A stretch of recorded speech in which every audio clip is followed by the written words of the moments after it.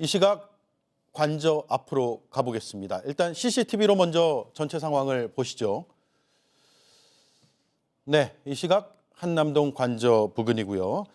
차량 흐름은 괜찮습니다. 왼쪽에 탄핵 반대 집회자들의 집회가 늘 있었던 그곳인데 어제 그제보다 인원이 좀 준 것 같습니다. 오늘 오전에도 인원이 좀 줄었다는 현장의 소식들이 전해오고 있는데 예상보다는 많지 않은 상황입니다만 이 각도로만 봐서는 정확히 알 수는 없을 것 같습니다. 일단 이 CCTV 화면으로 봤을 때는 관저 앞의 교통은 원활한 것으로 보이고 기존에 한남대교에서 시내 쪽으로 오는 지금 왼쪽에서 아래쪽으로 내려오는 저 차로가 상당히 많이 막혔었는데 퇴근 시간임에도 교통이 크게 지장이 없는 걸로 봐서는 아직까지는 현장의 집회가 많은 참여자들로 붐비고 있지는 않은 것으로 보입니다. 다만 다시 말씀드리지만 이 각도로 보는 게 전부는 아니기 때문에 단정적으로 말씀드리지는 않겠습니다. 자, 그리고요. 네. 사진 한 장도 보겠습니다. 오늘 공개됐는데 오늘 동아일보가 사진을 촬영해서 공개했습니다. 관저에서 윤석열 대통령이 모습을 드러냈고요. 관저 안의 모습을 망원 렌즈를 당겨서 촬영한 그런 사진입니다. 동아일보의 협조를 받아서 저희가 보내드리게 됐는데 윤석열 대통령이 아마 산책하는 것으로 보이는 그런 짤막한 영상과 함께 관저 앞을 나온 그런 사진도 함께 공개가 됐습니다.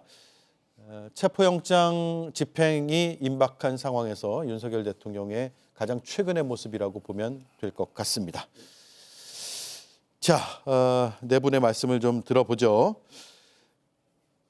공수처가 정확하게 언제 집행한다는 건지는 물론 확인해 주진 않겠죠. 수사기관에서 우리 몇 시에 갈 거다 이렇게 공표하고 가지는 않을 것이니까요. 그런데 대다수의 언론은 내일 그것도 새벽 시간으로 지금 보도하고 있습니다. 일단 김유정 정광재 위원 두 분의 전망부터 들어볼까요? 네, 우선 전반적인 분위기 이런 것들이 곧 집행이 되지 않을까라는 생각이고요. 예. 특히 이제 공수처가 경호처에 협조 요청 공문도 보냈고 그다음에 그 김성훈 경호차장에 대한 3번 불출석했잖아요. 영장도 발부가 됐기 때문에 아마 이런 것들 전반적인 것들이 이제 곧 집행이 되지 않을까라는 그런 생각이고요. 그리고 전반적으로 지금 각 기관들이 이제 좀 그 긴장감이 좀 높아지고 있는 것 같아요. 이를테면 뭐 정진석 비서실장의 느닷없는 오늘 아침에 뭐 대국민 호소문이랄지 이런 것도 집행이 멀지 않았구나 이런 것들을 아마 느끼고 있는 것 같다는 생각이고요. 하여튼 이번에는 반드시 실수 없이 잘 집행이 돼야 된다는 생각이고요. 예. 특히 이 체포영장이 이제 설 전까지로 그 기간이 알려져 있잖아요. 유효 기간이. 그래서 설은 좀 발 뻗고 국민들이 편안하게 잠은 잘 수 있도록 명절만큼이라도 경기는 어렵지만 그런 생각이고요. 그래야만 정말 이 내란성 불면증이라고 요즘 많이 얘기하잖아요. 내란성 불면증과의 스트레스 증후군으로부터 그나마 조금씩 그 회복될 수 있지 않을까 그런 생각입니다. 예. 저 역시 뭐 내일 새벽을 가장 유력한 시점으로 보고 있습니다. 그 가장 큰 근거는요. 김성훈 경호처 차장에 대한 체포영장이 오늘 발부됐다는 겁니다. 3번 출석 조사를 받을 것을 요청했는데 응하지 않았기 때문에 체포영장이 발부됐고 이렇게 되면 2차 영장 집행이 진행됐을 때 김성훈 차장이 이걸 진두지휘하기 위해서 현장에 나오게 될 거 아닙니까? 네. 그때 김성훈 차장을 체포할 법적 근거를 마련했기 때문에 그런 측면에서 본다면 이제 더 이상 시간을 지체할 필요가 없을 것이다라고 공수처나 경찰 모두 생각할 것 같고요. 이미 2차 영장 집행을 위한 시간적 명분은 많이 쌓은 것 아닌가라는 판단을 공수처와 경찰 모두 공유하고 있는 것 같습니다. 그러나 나중에도 좀 말씀드릴 기회가 있겠지만 그럼에도 불구하고 이게 물리적 충돌이 가시화되는 것보다는 어떤 식으로든 다른 방법으로의 조사 절차가 이루어졌으면 하는 개인적인 바람은 갖고 있습니다. 예. 자, 경호처의 수뇌부가 잇따라서 뭐 자진 출석하는 사람도 있지만 강성 인물로 분류되는 김성훈 경호차장이 지금 직무를 대행하고 있거든요. 경호처장 역할을 하고 있죠. 체포영장 발부 말씀하신 대로 발부가 됐고, 그리고 또 하나 주목할 인물은 이광우 경호본부장인데 3차 소환에 지금 불응하고 있는 상황이고, 또 한 명이 김신 경호처 가족부장인데 역시 소환에 불응하고 있습니다. 이런 상황에서 일단 경호차장에 대한 체포영장이 발부가 됐다는 것은 경호처 수뇌부부터 체포를 하고 대통령 체포에 나설 가능성을 예상해 볼 수 있는 근거가 되겠죠. 예, 충분한 근거가 될 것 같습니다. 어제 김성훈 경호처 차장에 대해서 체포영장 발부됐다고 했는데요. 예. 제가 보기에는 아마 오늘 안으로 이광호 경호본부장에 대한 체포영장도 발부될 것으로 예상을 합니다. 예. 오늘 안으로. 그러면 이제 두 사람, 그 경호처 수뇌부 두 사람에 대한 체포영장을 들고서 먼저 이제 집행을 하려고 할 텐데, 그렇게 되면 이제 이 두 사람은 경호처의 이제 경호 대상이 아니니까 이것을 이제 제지할 명분은 없어지게 되겠죠. 네. 그러면 이 사람들을 먼저 체포를 하게 되면 그 다음에 이제 윤석열 씨에 대한 체포 집행은 쉽게 이루어질 텐데 아마 그렇게 이루어지지는 않을 것 같습니다. 예. 우선 이 지금 경호처 수뇌부가 어떻게 구성이 되어 있냐면 어떤 능력보다는 충성심에 의해서 중용이 된 사람들이거든요. 그래서 이 사람들을 뭐 김건희 라인이라고 하거나 김용현 라인이라고 하는 것이 능력과 상관없이 충성심으로 뭉친 사람이라는 겁니다. 그래서 지금 최근에 지난주에 제가 양산 사저의 관계자로부터 들은 이야기인데 그것 때문에 오히려 양산 사저의 경호원들이 굉장히 유능한 경호원들이 많이 와 있다고 합니다. 이 한직으로 밀려나가지고 그래서 자신들은 뜻밖의 굉장히 유능한 사람들의 경호를 받고 있다라는 예. 이야기를 하더라고요. 그런 것처럼 지금 경호처 수뇌부가 오로지 충성심만으로 뭉친 사람들이라서 자신들이 이제 체포 대상이고 자신들의 체포를 저지할 명분이 없다는 걸 알지만 다른 명분을 내세울 겁니다. 어떤 명분이냐면 지금 그 대통령 관저가 군사상 기밀을 요하는 장소 아니겠습니까? 자신들이 그 안에 들어가 있는 한은 군사상 기밀을 요하는 장소의 책임자의 승낙을 받아야 된다는 형사소송법이 있거든요. 그 조항을 들어서 그 책임자는 바로 그 경호차장이거든요. 김성훈 경호차장. 네. 자신이 승낙하지 않고 수색을 승낙하지 않고 그래서 이제 체포를 면하려고 아마 그런 기도를 하리라 생각이 됩니다. 예. 김용남 위원님. 수뇌부를 먼저 체포하고 나서 대통령 체포에 나서는 것이 그냥 일반적인 생각으로는 가장 수월한 방법일 수 있을 것 같지만 예. 아주 실무로 들어가서 현실적으로 그게 쉽지만은 않아 보여요. 일단 체포의 순서를 꼭 정해놓을 필요는 예. 없습니다. 그러니까 먼저 잡히는 또는 이제 체포가 용이한 순서대로 체포를 하는 게 맞겠죠. 그리고 그 의외에 또 복병이 있을 수 있는 게 지금 한남동 관저 구조를 정확하게 파악하기가 쉽지 않은 상황이거든요. 그리고 저 근처에 그 합참의장 공관도 있고 공관촌으로 구성되어 있지 않습니까? 예. 그러다 보니까 지난번 한남동 관저에 그 증개축 공사를 하면서 어떠한 구조 변경을 했는지가 명확하지가 않거든요. 그래서 이른바 쉘터 내지는 뭐 대피소 같은 게 만들어져 있을 가능성도 있기 때문에 그 방어막을 뚫고 들어갔다고 하더라도 관저 안에 다른 예기치 않은 상황이 있을 수 있습니다. 근데 만약에 제가 체포영장을 집행하는 사람이라면 내일 새벽까지 안 기다리고 오늘 들어가겠어요. 예. 오늘 보니까 한남동 저 관저 앞에 시위대 규모도 대단히 적고 그리고 무슨 영장 집행을 사실상 많은 사람들이 예상할 수 있는 시기에 할 필요는 전혀 없거든요. 수사라는 건 항상 신속성과 밀행성을 요구하기 때문에 그래서 저 같으면 가장 물리적인 충돌 가능성이 적은 오늘이 내일보다는 더 낫지 않을까 이런 생각도 듭니다. 네. 자, 이 체포에 대해서 더 하실 말씀 있으면 해주셔도 되고요. 특히 예. 그 이제 경호처 차장이 굉장히 이제 강성이라고 알려져 있는데 이 차장도 사실은 95년인가 6년 공채 출신이에요. 네. 그런데 이제 이 윤석열 이 정권에서 매우 충성하고 거의 입안의 혀처럼 실제 경호보다 심기 경호에 매우 능해서 지금 이렇게 차장까지 올라갔고 그리고 이제 처장이 없는 가운데 실질적인 일인자로서의 지금 이 권력을 행사하고 있는 상황이잖아요.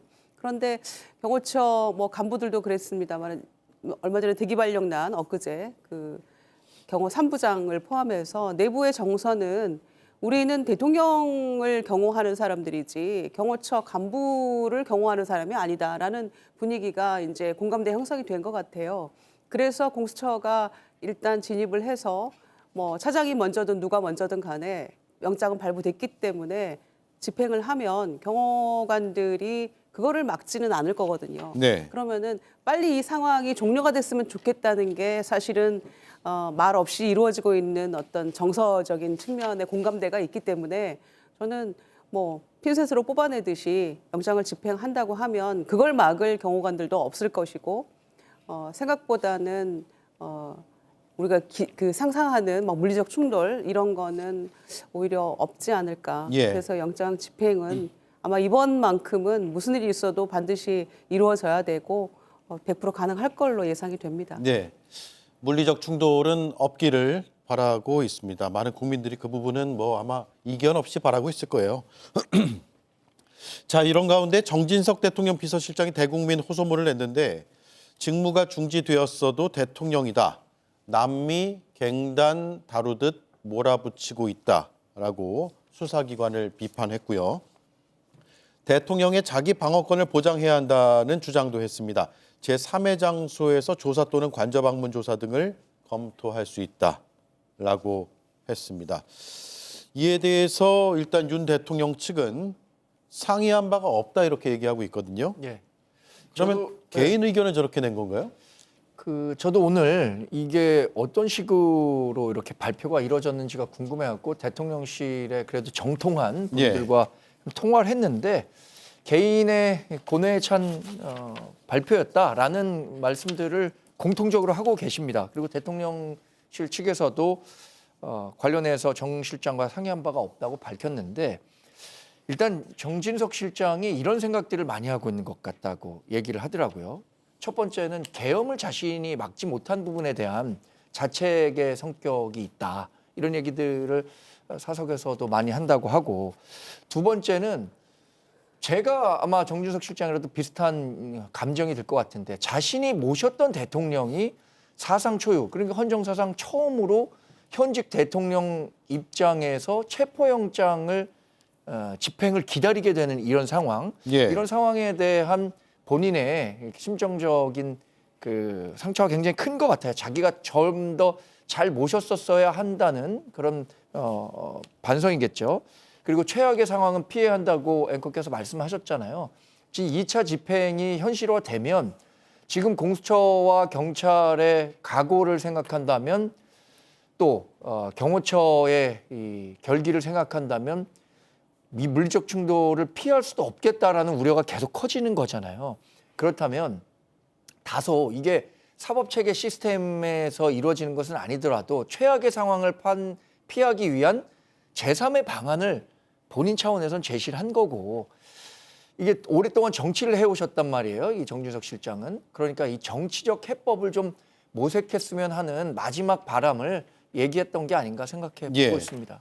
하지만 또 이제 방어권 얘기했고요. 또 국격 혹은 뭐 대통령에 대한 예우 같은 취지에서의 발언들이 있는데 한 말씀씩 좀 들어보죠. 어떤 문제점이나 이런 것들이 호소문에 좀 담겨 있는지도 궁금하거든요. 일단 김용남 의원님. 정진석 비서실장이 윤 대통령을 남미의 마약 갱단 다루듯 한다고 하는 얘기를 했는데 사실 남미의 마약 갱단처럼 행동을 하고 있는 거죠. 스스로요. 그렇죠. 지금 한남동 관저를 요새화시키고 철조망 두르고 쇠사슬로 문을 봉쇄하고 이러고 정당한 법 집행에 저항하고 지금 맞서겠다고 하고 있는데 어떤 장면이 생각나냐면 그 전에 1980년대 90년대 초반까지 남미에서 활약했던 파블로 에스코바르라는 아주 유명한 남미의 마약 카르텔 그 제왕이 있었습니다. 근데 여기가 마약을 통해서 어마어마한 부를 축적해서 권력을 휘두르다가 마지막에 정부군하고 그야말로 전투를 벌이거든요. 예. 그러니까 체포를 거부하고. 근데 지금 수사기관의 소환에 계속 응하지 않아서 체포영장이 발부가 이미 2차례에 걸쳐서 했는데 이제 와서 제3의 장소에서의 조사를 운운하는 것은 체포영장의 집행을 그냥 피하고자 하는 변명으로밖에 안 들립니다. 예. 저는 예. 저는- 먼저 하시죠. 예. 예. 뭐 내용보다 지금 뭐 내용을 하나하나 따지면 정말 다 말이 안 되는 이야기라서 제가 그것까지는 말씀을 안 드리겠습니다. 다만 지금 이 정진석 대통령 비서실장이 호소문에 쓴 내용은 전부 다 범죄자 윤석열의 방어권 보장과 관련된 내용입니다. 네. 이 비서실장은 대통령의 직무를 보좌하는 사람입니다. 그러니까 자신의 본분에 어긋나는 일을 하면서 대통령 비서실장의 명의를 사용한 것이거든요.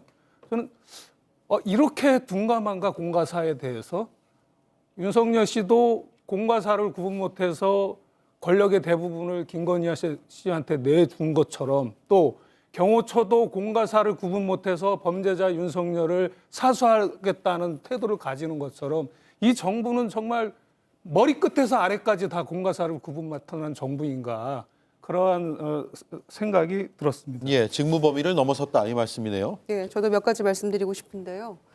일단 정진석 비서실장은 총선 참패하고 그다음에 계엄대 이번에 그 최상목 권한대행에 이르러서 그 헌재 재판관 2명 임명했다고 또 사표 내고 한 예. 3번쯤 사표 냈던 것 같아요. 그런데 또 굳이 그게 본심도 아니었나 보죠. 아직도 열심히 일을 하는 척하고 계신데 권한대행을 그 서포트해야 될 위치에 있는 거죠. 지원을 해야 되는 그 위치에서 마치 본인이 어떤 개인적인 감정을 뭐 수필 쓰듯이 호소문이라고 냈는데 그조차도 또 변호인 측에서는 우리랑 상의 안 했다 또 이렇게 나오잖아요. 네. 그러니까 뭐 실제로 상의를 했는지 안 했는지 잘 모르겠어요. 그러니까 본인이 해야 될 바를 정확하게 모르고 있다. 이거는 월권행위다라고 생각하고요. 그리고 실제로 본인 주장을 이렇게 지금 할 수 있을까요? 분명히 저는 피의자 부부와 상의를 했을 거라고 생각이 되어집니다. 제 추정입니다만은. 그렇지 않고서 갑자기 뭐 제3의 정서를 얘기할 수 없는 거고요. 그리고 이 얘기는 그 정진석 실장이 처음 한 얘기도 아닙니다. 윤곽근 변호인이 열흘 전쯤인가요?